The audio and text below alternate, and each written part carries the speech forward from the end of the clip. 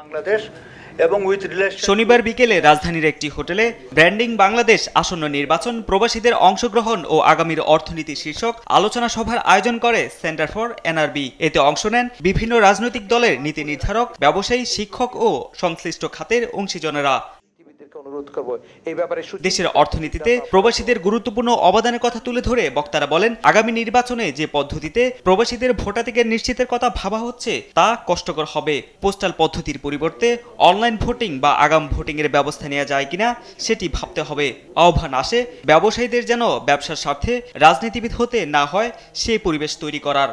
আমাদের ব্যবসায়ীদের ব্যবসার পরিবেশ নিশ্চিত করতে হবে, তাদের যেন রাজনীতিবিদদের কাছে আসলে ধর্ণা ধরতে না হয়। যেই পলিটিশিয়ানটা 5 বছরে একজন এমপি হলেন, উনি 5 বছরে যেই টাকা কামিয়েছেন, বিজনেসম্যান কিন্তু সেই 5 বছরে তার ধারে কাছেও নাই। আওয়ামী লীগ আমলের প্রশাসনকে দিয়ে কিভাবে সরকার সুষ্ঠু নির্বাচন জাতিকে উপহার দেবে সেটা আসলে আমি বুঝতে পারছি না। প্রবাসের ব্যাপক অংশগ্রহণ নিশ্চিত করার জন্য পোস্টাল পদ্ধতির ব্যালট যথেষ্ট কার্যকর হবে বলে আমরা মনে করি না। নির্বাচন বাধাগ্রস্ত হলে সবচেয়ে বড় লাভ হবে ফ্যাসিবাদী শক্তির। এ সময় নির্বাচন ছাড়া এদেশে গণতান্ত্রিক প্রক্রিয়া সম্পন্ন হবে না বলেও জানান বক্তারা।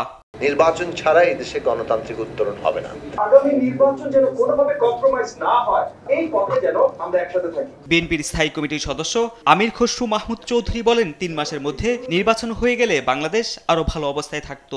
এই বিপ্লব উত্তর অথবা আপরাইজিং উত্তর যে সমস্ত দেশে যারা যত তাড়াতাড়ি নির্বাচন প্রক্রিয়ার মাধ্যমে গণতন্ত্রে ফিরে যেতে পেরেছে, সেই দেশগুলো ভালো করছে, সার্ভাইভ করেছে। আলোচনায় যোগ দিয়ে বাংলাদেশ ব্যাংকের গভর্নর ডক্টর আহসান ইস মনসুর বলেন, অতীতের মতো এখন আর অর্থ পাচার হয় না, ফলে আমদানি ব্যয় কমেছে। আমাদের আমদানি ব্যয় কমে গেছে, আমাদের রপ্তানি একটু বেড়েছে, আমাদের রেমিটেন্সটা ব্যাপকভাবে বেড়েছে।